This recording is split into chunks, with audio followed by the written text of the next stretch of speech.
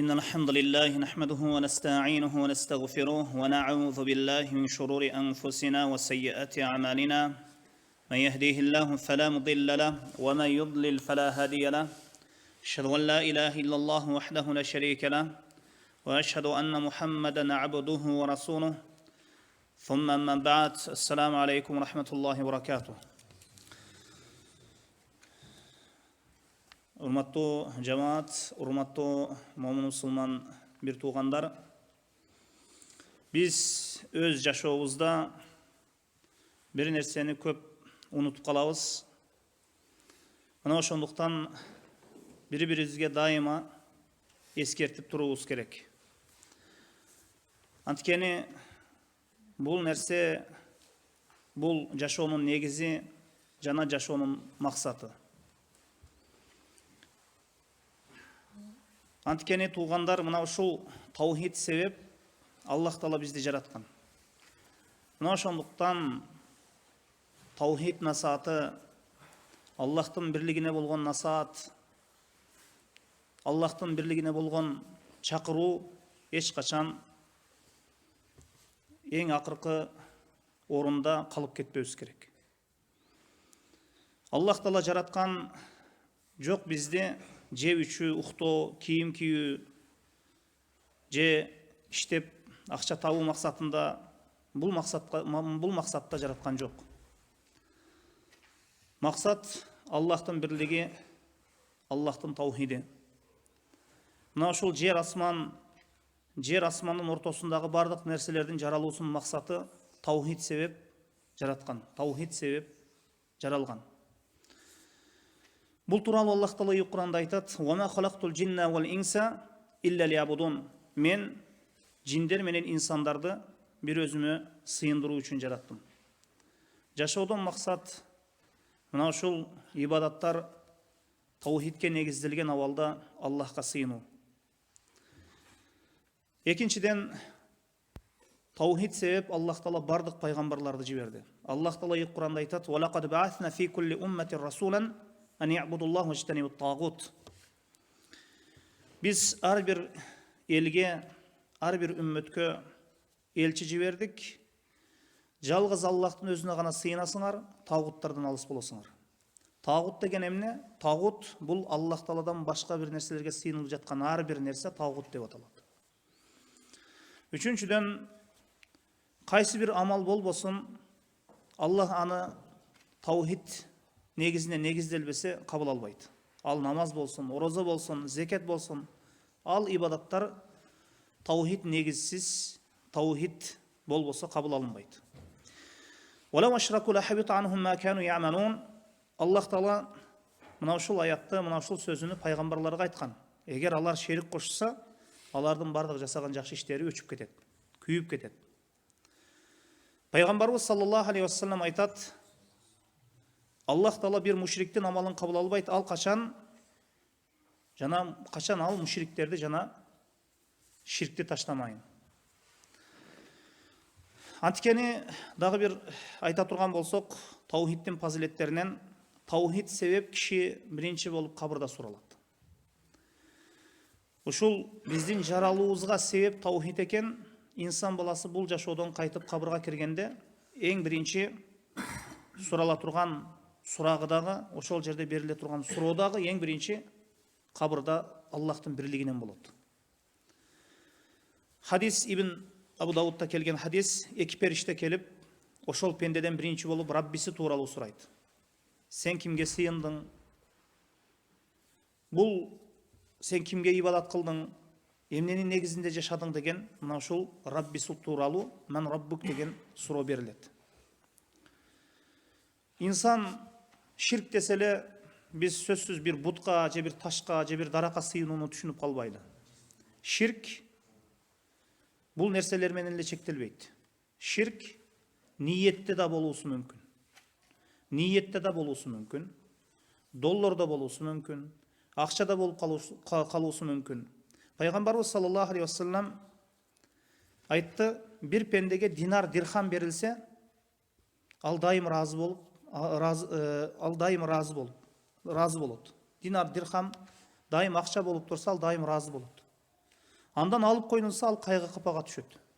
Акча колунан кетти, ал кайгы капага түшүп калат. Мына ошол инсандагы ошол ачуусу келет. Ошол убакытта ошол инсан ошол динар дирхамды, ошол акчаны, ошол долларды, ошол сомду өзүнө илах кылып алганы. Мына ошондуктан биз ар бирибизди өзүбүзгө карабыбыз керек. Биз канчалык мына ушул нерселерден тазабыз. Ар бир инсан өзүн таразаласын. Канчалык ушул нерселерден таза. Ал акчага сыйынабы же жокпу? Айрыкча азыркы кезде. Акча келип турса, акча дайыма түшүп турса, толуп турса чөнтөк, ал дайыма ыраазы, алдынан алып коюлса кайгы капага түшөт. Ал ачууланат. Мына ошондуктан инсан, ушул ар бир инсан өзүн таразаласын, акчага сыйынып жатабы же сыйынбай жатабы. Бешинчиден, Куран башынан аягына чейин Аллахтын таухиди тууралуу баяндалган. Эми Курани Керимде кээ бир аяттар түздөн түз Аллахтын таухидини баяндайт. Мисалы үчүн, "Фад'уллаху мухлисина лахуд-дин ва лау карихал кафирун." Аллахтын дининде чыныгы ихластуу болуп ибадат кылгыла, сыйын кыла, ага дуа кылгыла. Эгер кафирлар жаман көрсө дагы. "Ва ла тад'у мин дуниллахи ма ла янфаука ва ла ядуррук. Фа ин фаалта фа иннака изам миназ залимин." Сен өзүңө пайда да зыян бербеген нерселерге эч качан сыйынбагын, дуа кылбагын. Эгер мына ушундай жасай турган болсоң, сен залымдардан болуп каласың. Мына ошондуктан Аллах Таала өзүнө сыйынууга буйурду жана ширктен кайтарды. Мына ошондуктан Курани Керимде эгер биз ар бир аяттарга ойлоно турган болсок, түрдүү ибадаттарды аткарууга буйрган. Мына ошондуктан ибадаттардын негизи бул жүрөк болот. Мына ошондуктан биз таухидти окууну дайыма үйрөнүүбүз керек. Эми биз таухид десе эле Аллахка ширк кошпоо керек экен. Мына ушул нерсени ошол эч бир нерсени жасабоо керек экен деген мааниде түшүнүп калбайлы. Албетте бул бир мааниси. Бирок Аллах Таала бизди жаратты, бир нерсе жасаш үчүн жаратты, амал кылыш үчүн жаратты. Качан бир пенденин таухиди толук болот, ал качан Аллах Тааладан келген аяттарга, хадистерге амал кылганда. Мына ошондуктан таухидке жүрөк менен ээрчүү керек, дене мүчөлөр менен ээрчүү керек. Мына ошондуктан мына ушул Аллахтын жалгыз өзүнө гана сыйынып, ширкке таштоо бул пенденин чыныгы таухидин сактап калат. Эми Куранда кээ бир иштерди таштоого буйрулганбыз. Мисалы үчүн уурулук, зына жана башка күнөөлөр. Качан киши мына ушул күнөөлөрдүн бирөөсүн жасап кое турган болсо, бул ошол пенденин таухидинин алсыздыгы. Могул чоң күнөөлөр, уурулук, зына жана башка ушул зулум, адамдарга зулум кылуу, бирөөнүн атынан гыйбат кылуу, мына ушул чоң күнөөлөр кишинин таухидини, Аллахтын бирлигине болгон ыйманыны алсыздатат. Мына ошондуктан Курани Керимде ыймандуулар тууралуу баяндалган жана күнөөкөрлөр тууралуу баяндалган. Мына ошондуктан Куранда ыймандуулар үчүн даярдалган нерселер, күнөөкөрлөр үчүн даярдалган нерселер айтылган. Мына ошондуктан таухид элине эмне даярдалды, мушрик элине эмне даярдалды. Мына ошондуктан Курани Керим башынан аягына чейин Аллахтын таухидини баяндайт. Эми таухиддин өтө көп пайдалары бар. Аллахтын бирлигинин өтө көп пайдалары бар. Эми кээ бир фазилеттерин айтып өтөйлү. Таухидке биринчи убакыт ажыратылуусу керек. Сөзсүз пенде өз жашоосунан Аллахтын бирлигине, Аллахты таанып билүү үчүн сөзсүз убакыт ажыратуусу керек. Дайыма аны окуп үйрөнүү керек. Эч качан аны окуп үйрөнүүнү токтотпоо керек. Биринчи, таухид бейишке кирүүнүн гаранты. Аллах Таала Куранда айтат: "Ва башширил лазина аману ва амилус салихати анна лахум жаннатин тажри мин тахтиха ал-анхар." Аллахка иман келтирип, жакшы сооп иштерди жасагандарга сүйүнчүлөгүн. Аларга астыларынан агып турган дарыялар бар дейт. Биринчи мына Аллах Таала өзүнүн ахли таухидке, өзүнүн бирлигине иман келтирген, ширктен баш тарткан адамдарга бейишти сүйүнчүлөп койгон дейт. Аларга бейиш даярдалгандыгын мына Аллах Таала бул аятта ачык баяндап берди. Экинчи, ахли таухид, муахид бул дайыма тынчтыкта болот. Аллах Таала Куранда айтат: "Аллазина аману ва лам ялбису иманахум бизулмин улаика лахумул амну ва хум мухтадун." Алар Аллахка иман келтиргендер жана өздөрүнүн имандарыны зулум менен аралаштырбагандар дейт. Мындайча айтканда зулум деген маани бул жерде ширк менен аралаштырып алгандар. Мына ушулар тынчтыкта жана туура жолдо дейт. Тынчтыкта жана туура жолдо болууга таухид себеп болот. Барыбыз бул дүйнөдө тынчтык табууну жана акыретте тынчтык табууну каалайбыз. Бул нерсеге ушул тынчтыкка, дүйнө тынчтыгына дагы жана акырет тынчтыгына дагы биз таухид аркылуу гана жетебиз. Мына ошондуктан ар бир инсан туура жолду канчалык доо кылбасын, ошол инсандын жашоосунда таухид болбосо, ал эч качан туура жолдо болбойт. Андан кийин дагы бир таухидтин фазилеттеринин бири, ахли таухидти Аллах Таала бул дүйнөдө да жана тиги дүйнөдө да бекем кылат. Мындайча айтканда, юсаббитуллаху аллазина аману бил кавли сабити фил хаяти дуния ва фил ахира ва юдиллуллаху залимин. Аллах Таала өзүнүн ошол бекем сөз менен өзүнө иман келтирген адамдарды дүйнө жана акыретте бекем кылды дейт. Бекем сөз тафсир алымдарынын айтуусу боюнча бул ла илаха иллаллах. Ла илаха иллаллах Мухаммад Расулуллах бул таухид эмеспи? Мына ошол юсаббитуллаху аллазина аману өзүнө иман келтирген пенделерди Аллах Таала ошол бекем сөз менен дүйнө жана акыретте бекем кылат, кабырда да бекем кылат, жана ошондой эле кыяматта дагы бекем кылат. Төртүнчү, бул үчүнчү болду. Азыр төртүнчү, таухид күнөөлөрдүн кечирилүүсүнө себеп болот. Биз кээде күнөө жасайбыз. Күнөөдөн эч ким таза болбосо керек. Куллу ибн адам хаттаун ва хайрул хаттаун ат-таввабун. Ар бир адам баласы ката кемчилдикке, күнөөгө жол берүүчү. Ошол күнөө жасоочулардын эң жакшысы күнөөлөрүнө тоба кылуучулар. Ар бир инсандын жашоосунда күнөө болот. Жүрөк менен күнөө кылабыз кээде. Биз сөзүбүз менен, колубуз менен, дене мүчөлөрүбүз менен күнөө жасайбыз. Бул күнөөлөрдүн кечирилүүсүнө таухид себеп болот. Мына Аллах Таала Кур'анда айтат: "Валлазина аману ва амилус салихати ланукаффиранна анхум сайyiатихим ва ланajziyanнахум ахсаналлази кану яъмалун." Аллахка иман келтирген жана жакшы сооп иштерди жасаган адамдарды биз ошол жаман иштерини алардан өчүрөбүз дейт. Жана алардын жасаган иштеринен да жакшы сыйлыктар менен аларды сыйлайбыз. ولو أن أهل الكتاب آمنوا واتقوا لكفرنا عنهم سيئاتهم ولأدخلناهم جنات النعيم. Эгер мол ахли китептер иманга келсе, Аллах Тааладан корксо, биз алардын жаман иштерин өчүрөбүз. Жана аларды ошол наим, жаннатин наим бейиштерине киргизебиз. Эми мына ахли китепти кечирем дейт. Таухидке кайтса Аллах Таала. Алар Аллахтын баласы бар, Аллахтын кызы бар. Мына ушундай өтө бир жаман бир күнөөлөрдү жасашат. Ушундай бир ширктин да аябай коркунучтуу түрлөрүн айтышат.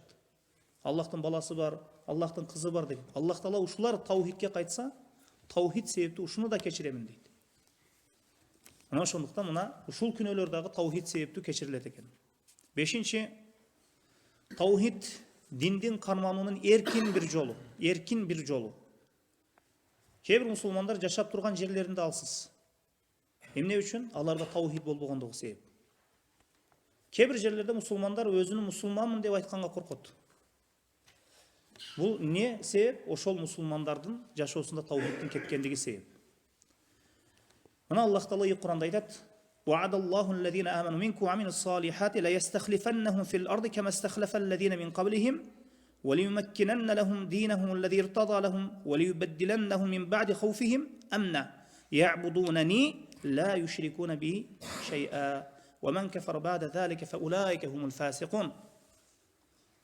Аллах силердин араңардагы иман келтирген жана жакшы амалдарды аткарган адамдарды жер жүзүндө орунбасар кылууну убада берди. Халифа кылууну убада берди. Орунбасар кылууну убада берди. Мурдагы ушундай кишилерди халифа кылганы сыяктуу, жерге орунбасар кылганы сыяктуу. Жана аларга өзү разы болгон диндерин бекемдеп берүүнү, коркунучтарынан кийин анысын тынчтыкка алмаштырып берүүнү да убада берди. Жана мындай шарт койду. Шарты бар бул нерсени. Мага эч нерсени шерик кылышпайт. Ким ушундан кийин капыр болсо, алар бузукулар дейт. Мына ошондуктан инсан баласы Аллахтын таухидине кайтса гана мына ошол жерде ошол адамдар үчүн жакшылыктар көп болот. Алтынчы, Аллахтын досуна айланат. Аллахтын сүйүктүү досторуна айланат. Аллахтың досына айланады. Аллах тағала мына Құранда айтады: Аллаху валиюллазина аману юхриджухум миназ зулумати илан нур, валлазина кафару аулияхум тағуту юхриджунахум минан нури илаз зулумат. Аллах мына өзінің иман келтірген достарыны ошол қараңғылықтардан нұрға алып шығады. Ал эми Аллахқа капыр болған тағуттың мына ушундай достарыны Аллах тағала ошол нұрдан қараңғылықтарға киргизип коет. Нұрдан ошол қараңғылықтарға алып шығады. Жетінші, таухид адамды бай инсан кылат. Бай инсан кылат. Береке берет анын жашоосуна. Мал мүлкүнө береке берет. Кебирлер айтышат, мисалы үчүн, жумушум болбой атат, тигиндей болбой атат, ишим жүрүшпөйт дейт. Ишим оңуна чыкпай жатат дейт. Ошол инсан мына аллазина аману ва амилус салихат улайка лахум магфирату ва ризкун карим дейт. Ал эми иман келтирип, салих амал кылган адамдар үчүн Аллах тарабынан кечирим жана улук рызкы бар, бейиш бар дейт. Мына ошондуктан кайсы бир инсандын иши жүрүшкүсү келсе, рызкысы кенен болууну кааласа, анда Аллахтын таухидин окуп үйрөнсүн.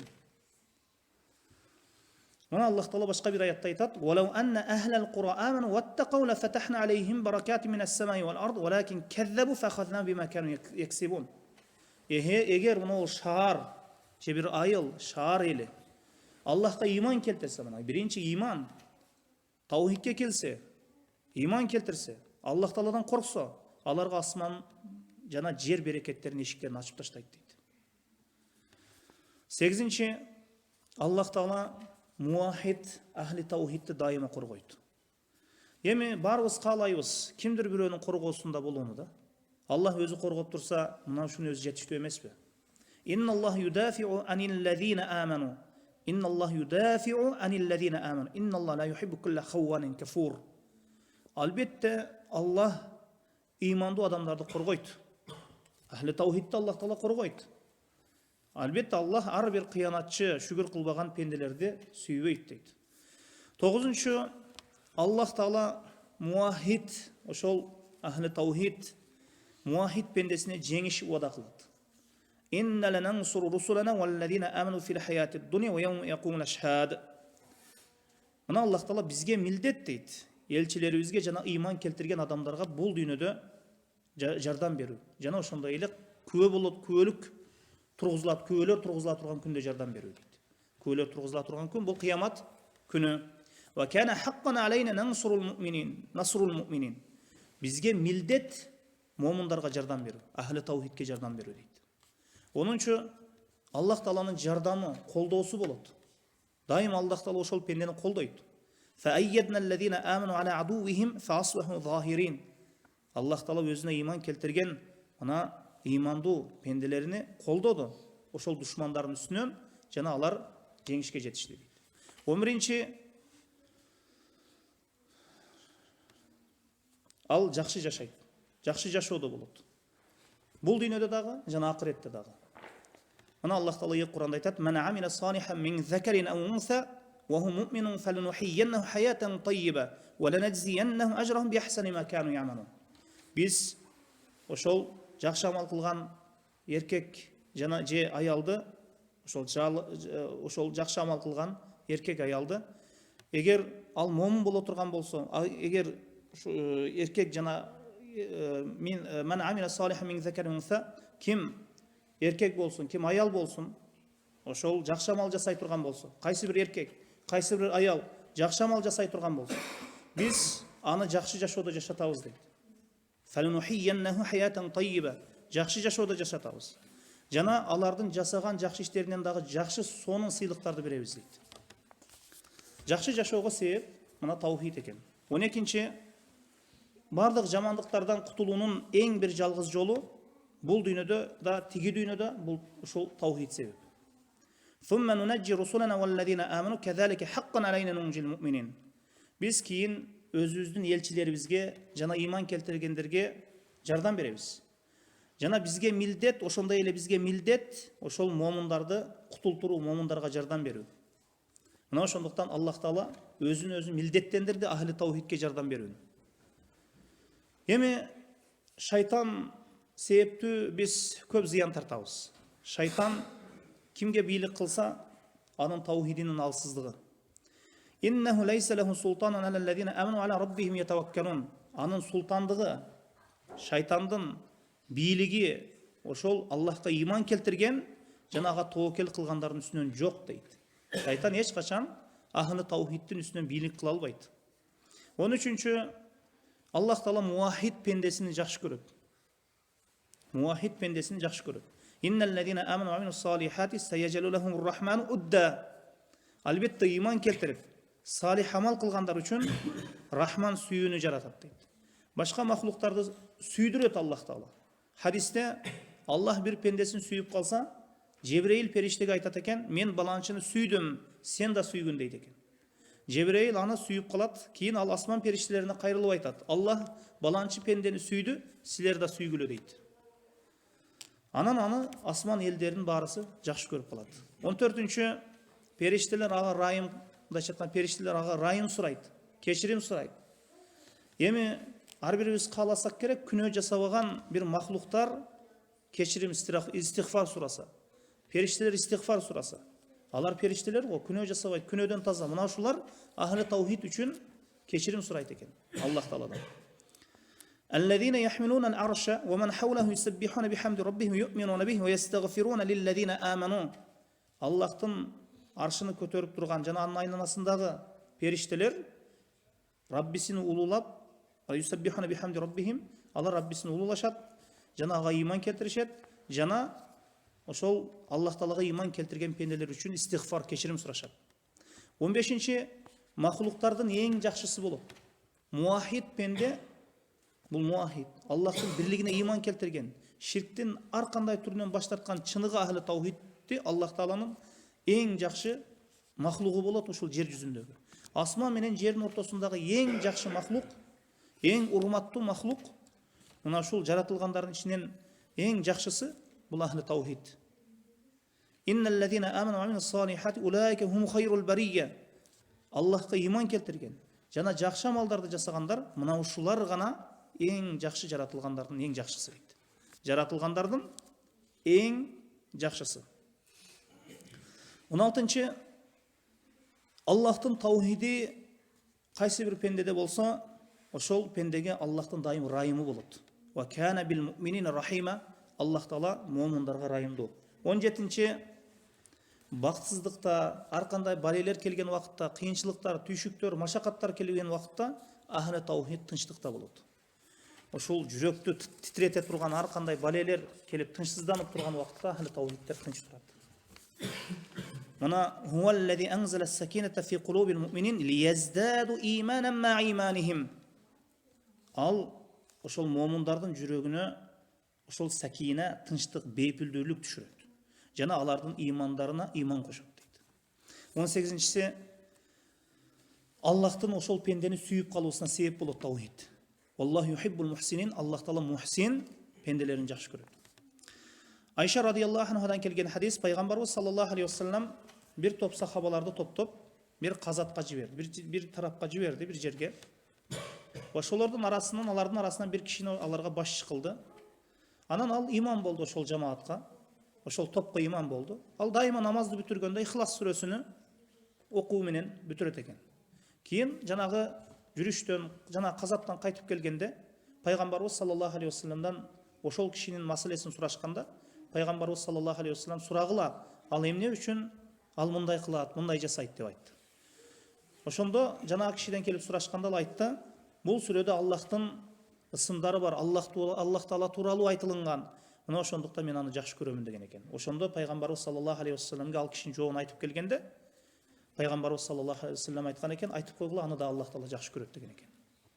19-чусу, таухид себептүү киши күнөөлөрдөн кутулат. Таква болууга себеп болот таухид. Мына аллазина яжтанибуна ал-кабаира ал-исма вал-фавахиша илля ал-ламам. Инна раббака васиул магфира huwa a'lamu bikum idh ansha'akum min al-ard wa idh antum ajinnatun fi butuni ummahatikum fala tuzakku anfusakum huwa a'lamu biman ittaqa. Майда чүйдө күнөөлөрдөн башка өтө бузук жана чоң күнөөлөрдөн сактанган кишилер үчүн, майда күнөөлөрдөн башка чоң күнөөлөрдөн сактанган кишилер үчүн Раббиңдин кечирими кенен дейт. Ал силердин жерден жараткан кезди да, энеңердин курсагындагы ымыркай кезиңерди дагы жакшы билет. Өзүңөрдү актабай эле койгула, Аллах Таала такваларды ким таква экенин жакшы билет. 20-нчы таухид иманды күчтөндүрөт. Таухид себептүү иман күчөйөт. Эми иманды көтөрө турган таухидден башка, таухиддин өтө бир жогорку бир деңгээлде көтөрө турган таухидден башка бир нерсе, бул таухидке тең келе турган нерсе болбосо керек. Мына ошондуктан иманды эң негизги көтөрө турган нерсе бул таухид. Мына ошондуктан ахли таухид мына ушул пенденин иманы көтөрүлгөн убакытта жаман иштерди жаман көрүп, жакшы иштерди жакшы көрүп калат. Мына Аллах Таала: "Валакинналлаха хаббаба илейкумул иман ва зайянаху фи кулубикум ва карраха илейкумул куфра вал фусука вал исян." Бирок Аллах Таала силерге иманды жакшы көрсөтүп койду, жана аны жүрөгүңөргө зыйнаттап койду. Жана силерге куфурлукту, капырлыкту, жана бузукулукту, жана күнөөлөрдү жаман көрсөттү. 22-нчи дайым Аллахтын кечирими болот. فمن كان يرجو لقاء ربه فليعمل عملا صالحا ولا يشرك بعبادة ربه أحدا. Кахф сүрөсүнүн эң акыркы аяты. Эгер кимде ким эртең Аллахка бактылуу абалда жолугууну үмүт кылса, анда жакшы амал жасасын. ولا يشرك بعبادة ربه أحدا. Аллахка сыйынганда эч качан Аллахка шерик кошпосун. 23-чү таухид себеп пенденин күнөөсү канчалык чоң болбосун кечирилет.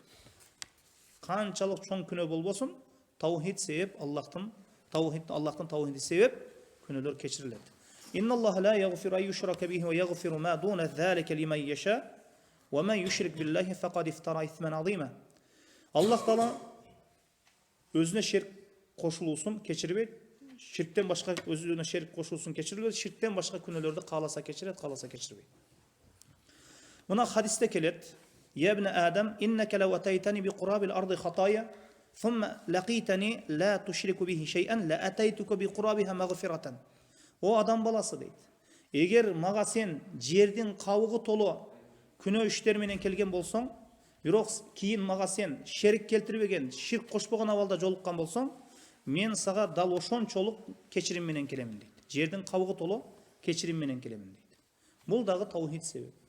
24-чү кыямат күнү таразадагы эң оор амал бул таухид болот. 25-нчи таухид эң күчтүү нерсе. Бул эң күчтүү нерсе. Ла илаха иллаллах сөзүн, ошол ла илаха иллаллах сөзү, мына ошол таухид сөзү жер асмандан оор.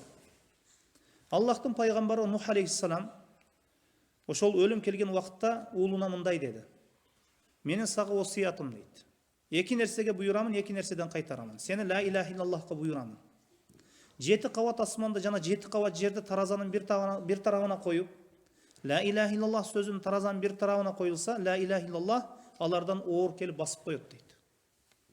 Эгер 7 кабат асман жана 7 кабат жер өтө бекем түрдөгү бир шакек болсо, бир темир болсо, бир темир болуп кала турган болсо дагы ла илаха иллаллах аларды бөлүп сындырып таштайт дейт. Мына ла илаха иллаллах өтө бир таухид сөзү, өтө бир күчтүү сөз. 26-нчы шапаат болот. Кыямат күнү пайгамбар саллаллаху алейхи вассалам ахли таухидке шапаат кылат.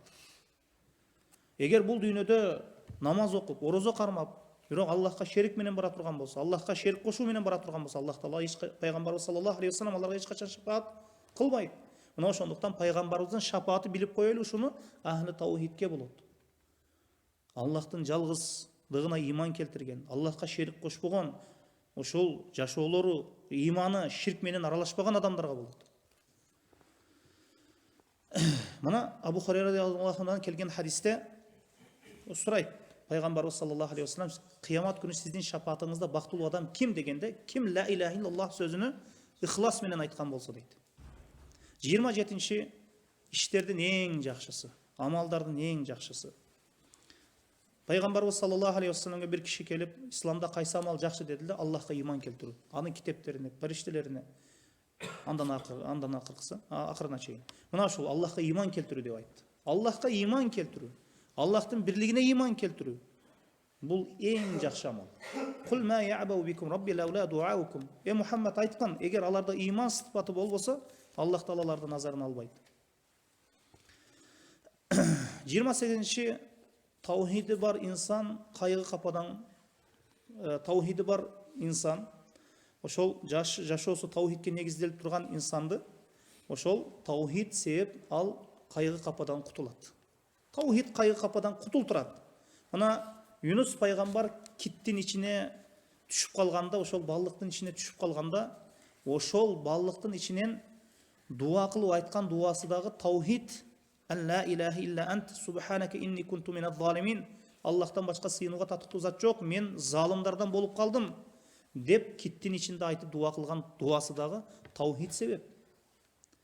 Фастажабна лаху ва наджайнаху минал гамми. Мына биз аны дуасына жооп бердик. Таухид дуасынан кийин, ошол Аллахтын бирлигине кайткандан кийин, мына ушундай таухид дуасынан кийин биз аны дуасына жооп бердик, аны кутултурдук ошол караңгылыктардан.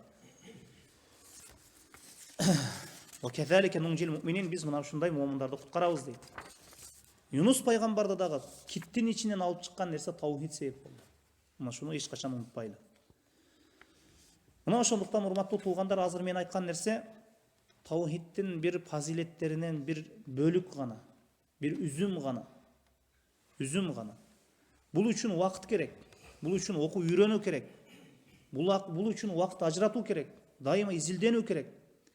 Шайтан ушуну билели эч качан артыбыздан калбайт. Анткени ал ант берген. Кала фаби'иззатика лауйяннахум ажмаин.